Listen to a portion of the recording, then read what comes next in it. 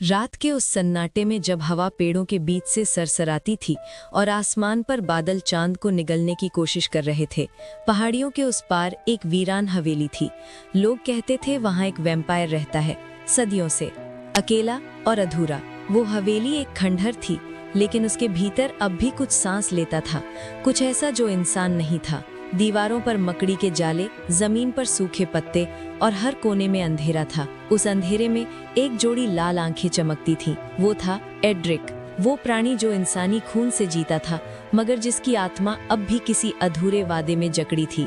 हर रात वो बाहर निकलता, जंगलों में, पहाड़ियों पर और नदी किनारे तक। वो उन लोगों की तलाश करता जिनमें अब भी जिंदगी बाकी थी, क्योंकि उसे अपनी अमरता से नफरत थी। हर नए खून की बूंद के साथ वो अपने अतीत को और गहरा दफन करता चला जाता था। एक रात जब बारिश जोरों से हो रही थी, बिजली की गड़गड़ाहट से आसमान कांप रहा था, एड्रिक ने एक आवाज सुनी, किसी इंसान की। वो आवाज दर्द में थी, मदद की पुकार जैसी। वो झटके से मुड़ा और पेड़ों के बीच देखा। एक लड़की, भीगी हुई, कीचड़ में फंसी, हाथ में चोट, आंखों में डर और उम्मीद दोनों।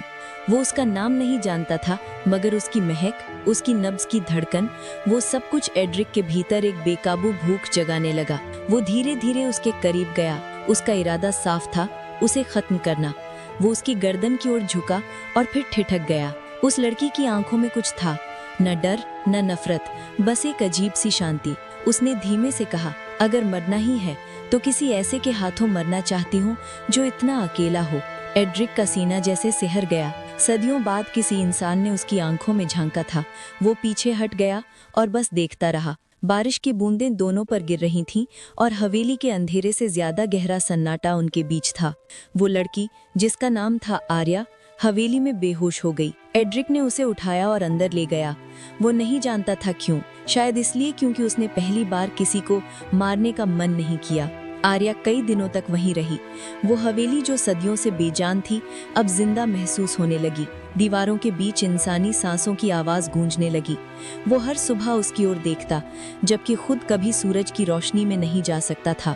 धीरे धीरे एड्रिक ने महसूस किया, वो सिर्फ जिंदा नहीं थी, बल्कि उसके भीतर कुछ ऐसा था जो मृत आत्माओं को भी जगा सकता था। वो हंसती थी, गुनगुनाती थी और कभी कभी हवेली के उस पुराने पियानो पर उंगलियां फेरती थी। हर सुर के साथ एड्रिक को लगता जैसे उसकी अमरता टूट रही है। एक शाम जब आसमान लाल था, आर्या ने पूछा, क्या तुमने कभी किसी से प्यार किया है? एड्रिक ने मुस्कुराने की कोशिश की, मगर उसकी मुस्कान दर्द थी। प्यार मेरे लिए एक जहर है जो मैं पी चुका हूँ। वो चुप रही, फिर बोली, तो फिर मुझे वो जहर चखने दो। उस रात हवेली की हर दीवार गवाह बनी। एड्रिक ने पहली बार किसी इंसान को छुआ, बिना नफरत, बिना भूख, सिर्फ मोहब्बत से। और आर्या ने पहली बार किसी ऐसे को गले लगाया जो जिंदा नहीं था, फिर भी उसके लिए सांसें ले रहा था। दिन बीतते गए। आर्या अब जान चुकी थी कि एड्रिक इंसान नहीं है।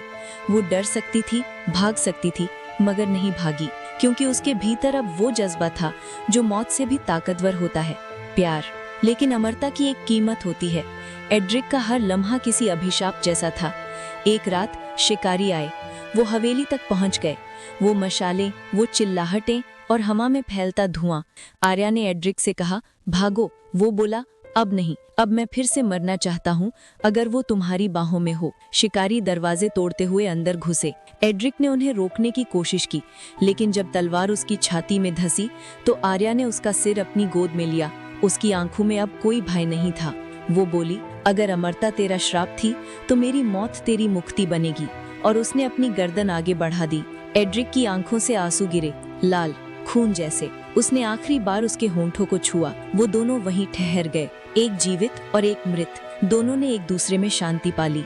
सुबह जब धूप हवेली में आई तो वहां सिर्फ आश राख थी और दीवार पर जली हुई एक निशानी, दो परछाइयां जो अब भी एक दूसरे से अलग नहीं हुई थी। कहते हैं उस पहाड़ी पर जब रात का अंधेरा फैलता है तो हवेली के अंदर कोई धीमे सुर में पियानो बजाता है और कोई कहता है, प्यार मौत से बड़ा सच है।